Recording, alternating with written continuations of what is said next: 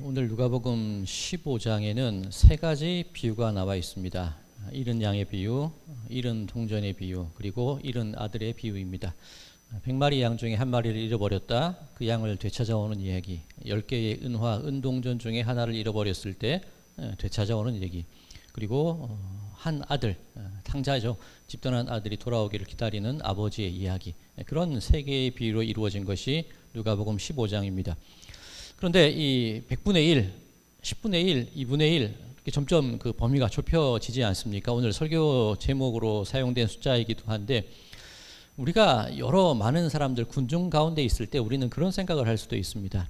나 하나 정도야 빠져도 상관없겠지?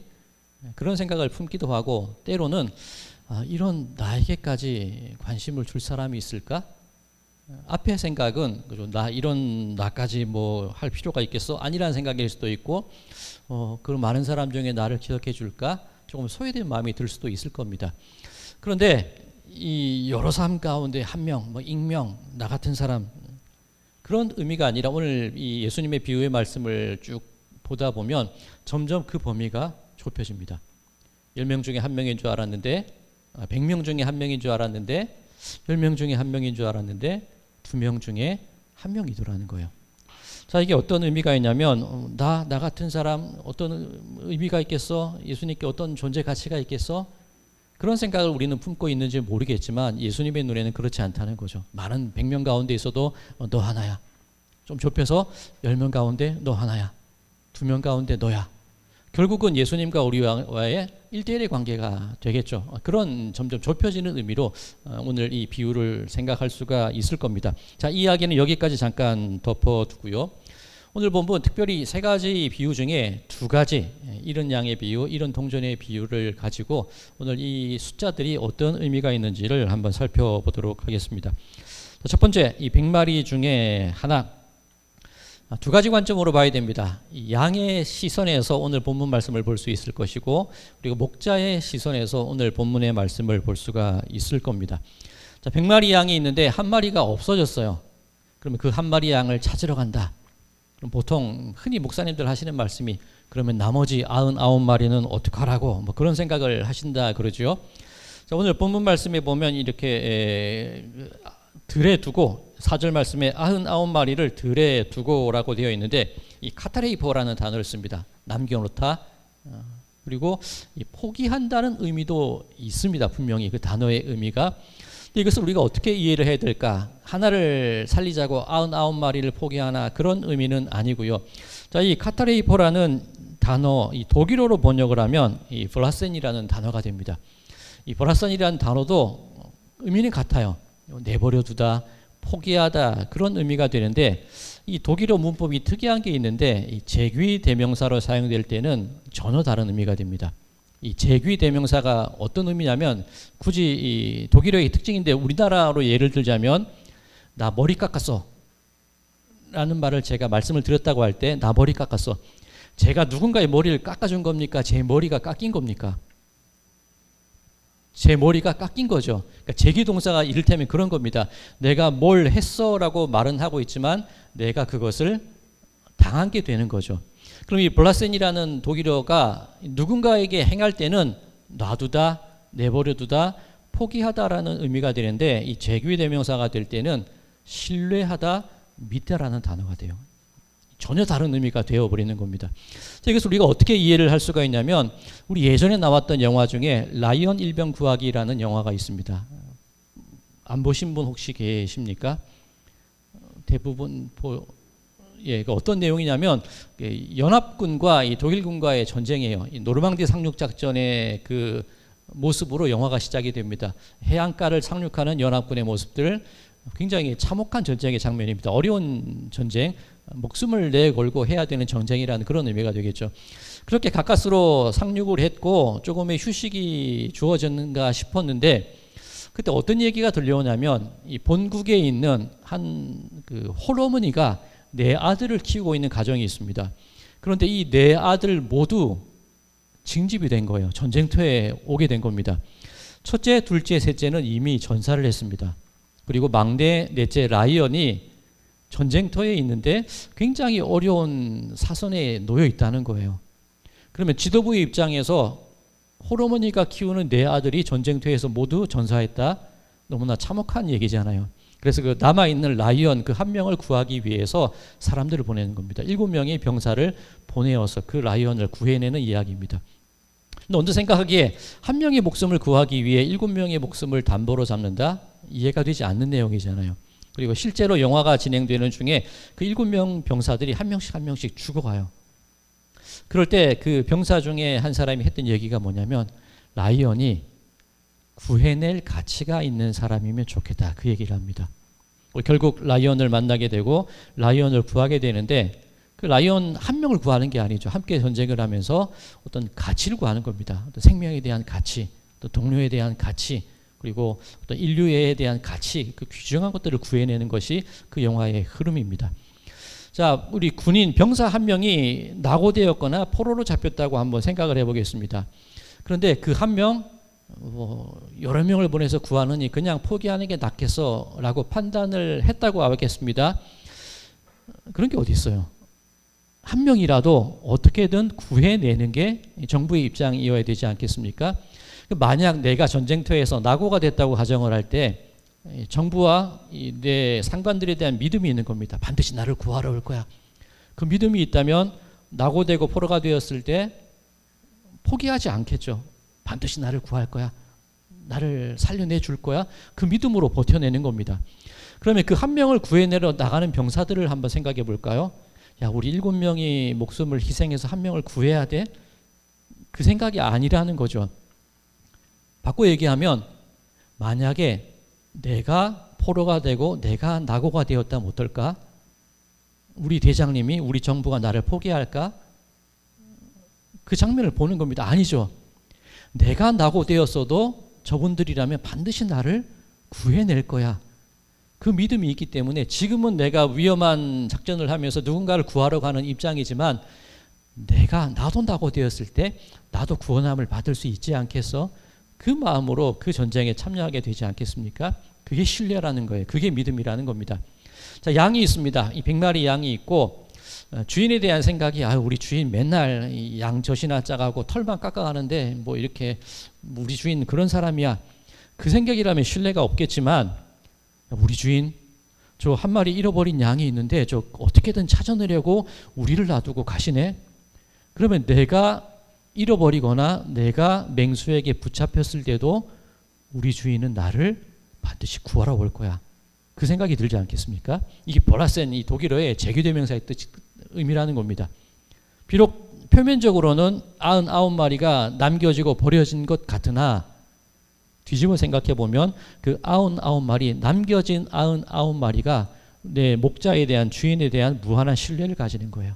저런 모습이라면 그 한 마리라도 귀중하게 여기는 저 사람이라면 내 목숨을 내 삶을 맡길 만하지 않겠어? 그 마음이 드는 겁니다. 그러면 낙오된 한 마리도 나를 구하러 오는 목자를 바라볼 때 믿음이 생길 거고 남겨진 99마리도 구하러 가는 그 모습을 볼 때 믿음이 생긴다는 거죠. 그러면 낙오되었거나 남겨졌거나 그 목자의 경우 서로와 서로에 대한 어떤 신뢰, 믿음, 의지, 끈끈함 그런 모습들이 자연스럽게 생겨날 수밖에 없다는 그런 얘기가 됩니다. 자, 양의 관점에서 이 비유를 볼 때 그런 의미가 될 수 있는 겁니다. 그렇다면 목자의 관점에서 한번 이 비유를 한번 살펴볼까요? 얼마 전이었는데 제가 오전에 초등학교 아이들이 등교할 시간쯤에 제가 어디를 가고 있었습니다. 신호에 걸렸는데 엄마들이 한창 손을 잡고 아이들 저학년 아이들은 학교를 데려가잖아요. 길을 몇 번이나 건너야 되면 위험합니다. 신호에 걸렸는데 이 횡단보도 초록색 불이 숫자가 4, 3, 2, 1 점점 줄어듭니다. 그런데 길을 건너야 되는데 어떤 엄마가 아이의 손을 잡고 막 끌어당겨요. 빨리 건너자는 겁니다. 근데 그 아이는 안 가요. 꼼짝도 안 해요. 그 아이의 생각에는 4초밖에 안 남았으니까 분명히 그 길을 건너다 보면 빨간색으로 바뀔 거야. 그러면 법을 어기게 되니까 안 가는 게 맞겠다고 생각을 했겠죠. 그 아이의 생각. 엄마의 생각은 어떨까요? 지금이라도 가면 건널 수 있어 라는 생각이 들었겠죠. 그러니까 손을 당겼던 거죠. 뭐 누가 옳다, 누가 그르다 저는 그렇게 말씀드릴 수는 없을 것 같습니다. 자, 그런데 그 길을 못 건넌 그 후에 이 차 유리가 있는데도 소리가 들려요. 엄마가 아이를 나무라는 거예요. 엄마 빨리 오라 그랬잖아. 막 아이를 막 그 길거리에서 나무라는 겁니다. 제가 보기가 좀 민망했습니다. 자, 왜 이런 말씀을 드리냐면 저는 제 성향이 어떤 성향이냐면 그 아이 편이에요. 적어도 그 아이의 판단이라면 그죠? 이 법을 지켜야 되고 아이들에게 올바른 가치를 가르쳐야 되는 가치관이 형성되는 단계니까 엄마의 경우라면 아이를 혼내기보다는 그냥 아이의 얘기를 들어줬으면 더 좋지 않았을까 그런 마음을 한번 가져보는 겁니다. 즉 아이 탓은 하지 말았어야지. 물론 그 엄마도 이해가 돼요. 만약에 아이를 데려다 주고 출근을 해야 될 수도 있고 남겨둔 집안일이 있을 수도 있습니다. 엄마의 마음도 충분히 이해가 되는데 적어도 그 자리에서 길 못 건넌 이유를 아이 탓은 하지 말았어야 되지 않을까? 우리가 좀 더 서둘러야 되지 않을까? 좀 늦게 왔네? 그 생각이 옳지 않았을까? 그런 마음을 한번 가져보게 되는 겁니다. 제가 왜 이런 말씀을 드리냐면 이 양의 비유, 오늘 본문은 누가복음이기도 한데 마태복음에도 이런 양의 비유가 있습니다. 제 주보에도 함께 실어드렸는데 마태복음 18장 12절에서 14절까지 이런 양의 비유가 또 있습니다만 오늘 누가복음과는 구조가 조금 달라요. 자, 마태복음 18장 12절만 제가 읽겠습니다. 잘 들어보시기 바랍니다. 너희 생각에는 어떠하냐? 만일 어떤 사람이 양 100마리가 있는데 그 중에 하나가 길을 잃었으면 그 99마리를 산에 두고 가서 길 잃은 양을 찾지 않겠느냐. 자, 마태복음에서는 길을 잃다라는 단어가 파라나오라는 단어를 씁니다. 문법적으로 3인칭 단수 수동태입니다. 오늘 저 양반이 왜 이렇게 문법 얘기를 많이 하나 싶을 텐데 지금 읽어드린 이 12절 마태복음 18장 12절 주보에도 있으니까 한번 잘 보시기 바랍니다. 그 중에 하나가 길을 잃었으면 주어가 누구입니까? 그 중에 하나가 길을 잃었으면 양이 주어죠. 100마리가 있는데 그 중에 하나가 뭐 자기가 잘못했건 실수를 했건 길을 잃어버린 겁니다. 자, 이 파라나오라는 단어 3인칭 단수 수동태라는 의미는 주어가 양이라는 거죠. 그리고 길 잃음을 당했다는 겁니다. 말씀드렸듯이 본인 양의 잘못이건 뭐 실수가 됐건 맹수가 왔건지 어쨌든 양 때문에 하나가 없어진 거예요. 근데 오늘 이 누가복음은 달라요. 누가복음에는 아폴룸이라는 단어가 쓰는데 1인칭 남성 단수 능동형입니다. 자, 주어가 누굴까? 오늘 본문 말씀을 한번 보시기 바랍니다. 주어가 누구예요? 그 중의 하나를 잃으면 주어는 목자가 주어예요. 주인이 주어예요. 그럼 마태복음의 경우는 양이 실수해서 잃어버렸는데 오늘 본문 누가복음은 주인이 어떤 실수를 해서 양이 잃어버린 일이 일어나게 됐다는 겁니다. 자, 이 단어, 이 아폴룸이라는 단어, 이 잃어버렸다는 단어, 주보에도 이 두 구절을 제가 더 기록해 드렸습니다. 밑줄을 친 부분이 있는데 이 멸망시키다라는 의미도 들어 있어요. 예수님께서 이 안식일에 가버나움에서 말씀을 가르칠 때 더러운 귀신 들린 사람이 예수님께 얘기합니다. 당신이 우리를 멸망시키러 오셨습니까? 그런 의미예요. 이 주인이 잃어버리다, 멸망시키다. 어떤 주인의 어떤 적극적인 의도가 개입이 돼서 그 대상에게 일이 일어나는 겁니다. 그러니까 주인이 철저히 잘못돼서 양을 잃어버렸다는 거예요. 자, 그러면 이 오늘 누가복음을 어떻게 이해할 수 있느냐? 앞서 아이의 손을 잡고 길을 건넜던 그 학부모의 말씀을 드렸습니다.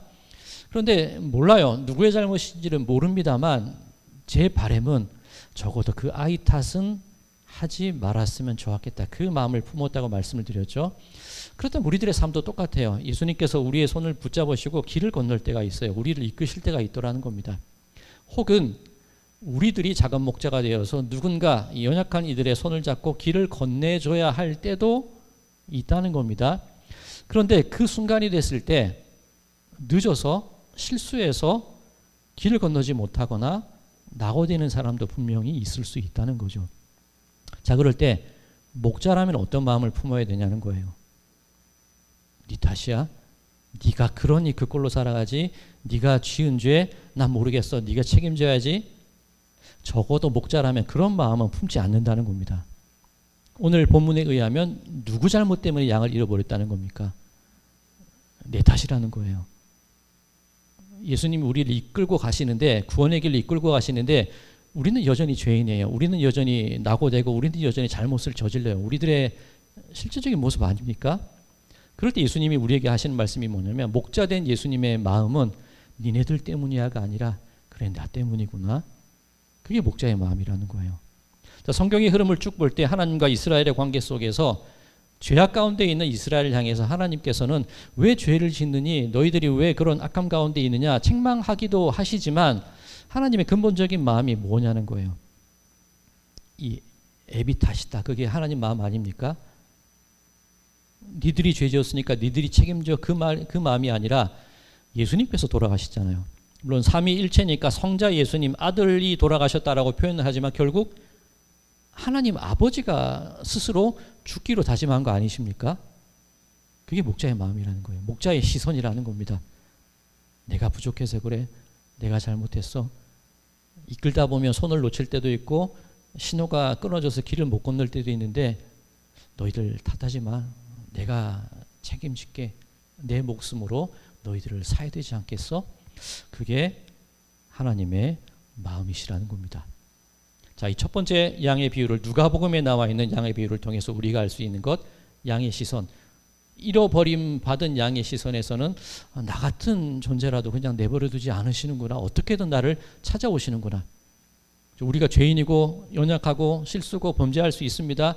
그럴 때 이 불안함, 어떤 멸망에 대한 중압감이 우리를 짓누르는 것이 아니라 우리 주인이라면, 우리 하나님이라면 나를 어떻게든 구해내실 거야. 그 믿음으로 우리들이 살아갈 수 있다는 겁니다. 믿음 좋으신 분들, 좀 연약한 분들을 보면서 왜 저래? 그 마음이 아니라 그래, 저런 예수님이라면, 목자라면 우리의 삶을 믿고 의지할 수도 있겠어. 그 하나님의 마음은 그래, 내 잘못이구나. 내가 내 목숨으로 너희들을 구원해 줄게. 그런 구조로 이 첫 번째 비유를 이해할 수가 있다는 겁니다. 자, 이제 두 번째, 이 잃어버린 드라크마의 비유로 넘어가 보도록 하겠습니다. 동전 10개가 있습니다. 하나를 잃어버렸어요. 그 잃어버린 동전을 찾기 위해 막 방을 씁니다. 이 드라크마, 한 사람 1당 정도 되는 가치를 가진 돈입니다. 동전을 찾았어요. 기뻐요. 막 친구들을 불러서 잔치를 벌인대요. 이거 좀 수지타산이 안 맞지 않습니까? 내가 10만 원을 잃어버렸다가 10만 원을 찾았는데 20만 원, 30만 원, 40만 원어치 막 밥을 쏘는 거예요. 이해가 안 되시죠? 그런데 이것을, 이 드라크마라는 것이 어떤 의미가 있느냐, 이 오늘날의 비유를 한번 해보면, 요즘 보면 어버이날이 되거나 어떤 뭐 선물을 주고받으실 때 꽃다발을 전달하는 경우가 있습니다. 그런데 꽃다발에 꽃이 꽂혀 있는 게 아니라 10,000원짜리를 덜덜덜 말아가지고 그것으로 이 돈다발을 만든 그 장면 많이 보시죠? 받아보신 분 계십니까? 안타깝게도 여기는 안 계신 것 같은데, 그 10,000원짜리를 덜덜덜 말아서 100개를 만들어, 이 백송이 장미가 아니라 100만 원을 그 돈다발을 만들어서 선물하는 경우가 있잖아요. 이 10드라크마가 뭐냐면 10만 원짜리를 덜덜덜 말아가지고 10개로 이 꽃다발을, 돈다발을 만들어서 주는 거예요. 이 드라크마는 그냥 동전이 아니라 이 친정 부모님이 딸아이를 시집 보낼 때 가서 잘 살아야 되지 않겠냐, 그래서 동전 10개를 이렇게 하나로 묶어요. 그리고 목걸이처럼 만들어서 딸아이에게 걸어주는 게 이 10드라크마예요. 남편이 자기 부인이 너무나 이뻐서 이 기쁜 마음을 어떻게 표현할까? 은화 10개를 묶어서 목걸이를 만들어서 걸어주는 게 10드라크마예요. 이 드라크마는 그렇게 사용되던 이 동전입니다.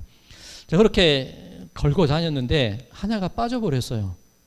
아니, 우리 며느리가, 딸이, 우리 아들내미가 10만 원짜리 돌돌돌 말아서 돈다발 100만 원치를 만들어줬는데 친구들을 불러서 막 자랑을 합니다. 하나가 빠졌어요. 이게 막 굴러가더니 책장 밑으로 들어갑니다. 그냥 내버려 두실까요? 뭐 이사 갈 때나 찾아야지, 그 마음 드실까요? 모르긴 해도 자 같은 걸로 막 책장 밑을 쑤시다가 안 되면 야, 좀 도와줘, 어떻게든 장을 옮겨서라도 그 10만 원 찾아내지 않겠습니까? 그게 10만 원이 아니라 더 큰 가치를 가지고 있는 거잖아요. 그죠? 표면적 가치는 10만 원이지만 우리 며느라이의, 딸아이의, 자식놈의, 우리 손자, 손녀의 정성이 들어있는 게 그 10만 드라크마라는 거예요.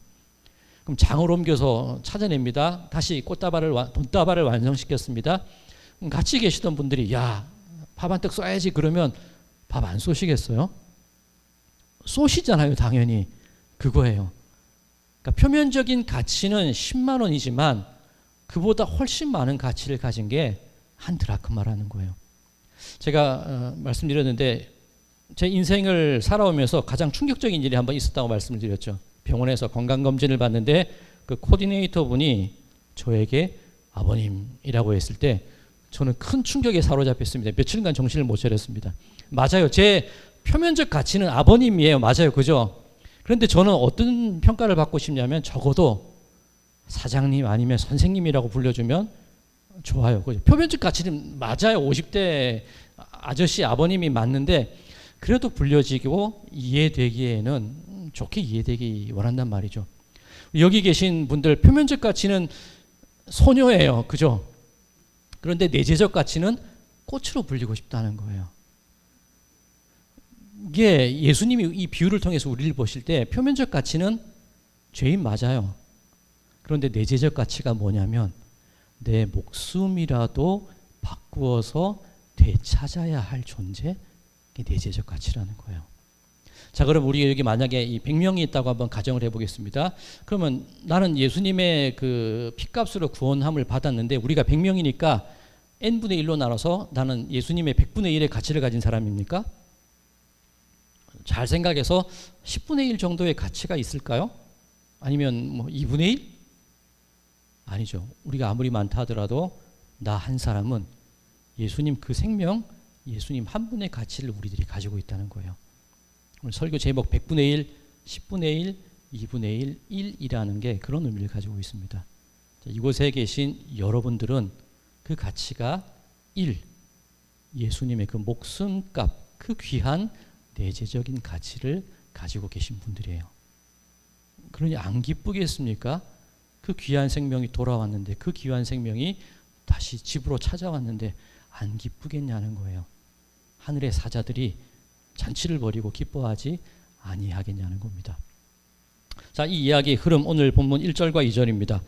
모든 세리와 죄인들이 말씀을 들으러 가까이 나오니 바리새인과 서기관들이 수군거려 이르되 이 사람이 죄인을 영접하고 음식을 같이 먹는다 하더라. 표면적 가치는 세리예요. 죄인이에요. 이 세리라는 것, 뭐 우리가 생각하는 세무공무원 그 의미는 아닙니다. 로마 같은 경우에 세금을 징수할 때 세금 징수권을 팔아요. 그러니까 로마 관리가 직접 나와서 세금을 징수하는 게 아니라 한 해 이 유대 땅에 10억을 거둬야 된다. 그러면 그것을 팝니다. 이 경매를 붙여요. 그러면 세금 걷는 사람이 10억의 세금을 거둬야 되면 나는 20억, 30억 그렇게 경매를 붙이겠죠. 그럼 20억에 만약에 낙찰이 되었다고 치면 이 사람은 그 세금 징수권을 산 사람은 10억은 로마에 내야 되고 10억은 추가로 10억은 내가 세금 징수권을 산다고 썼으니까 적어도 25억, 30억은 거둬야 되죠. 이게 악랄이 지는 거예요. 이게 이 당시의 세리입니다. 그럼 표면적 가치는 저 악랄한 놈이에요. 표면적 가치는 저 죄인이에요. 그런데 예수님이 바라보시는 내재적 가치는 뭐라는 겁니까? 내 목숨이라는 거예요. 서기관과 바리새인들은 그 표면적 가치만을 바라보며 사람을 판단하고 있더라는 겁니다.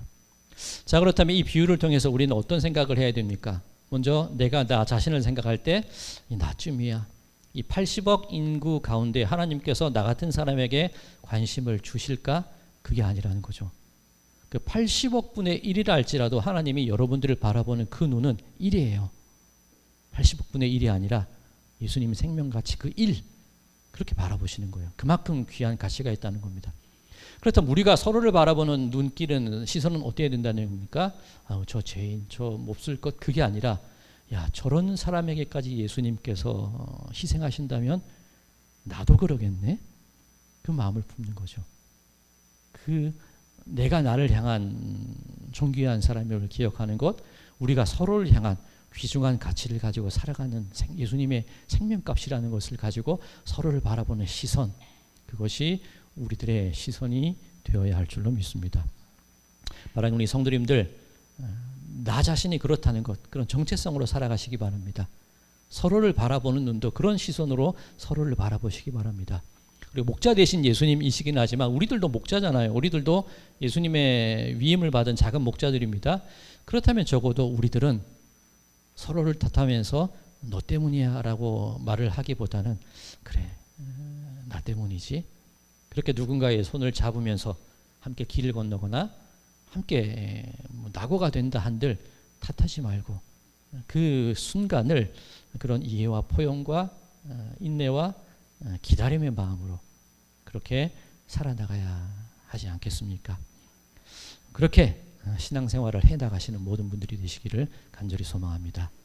그렇게 기쁨 가운데, 소망 가운데, 내 존재감 가운데 세상을 살아나가시는 우리 모든 분들의 삶이 되시기를 주님의 이름으로 간절히 축원드립니다.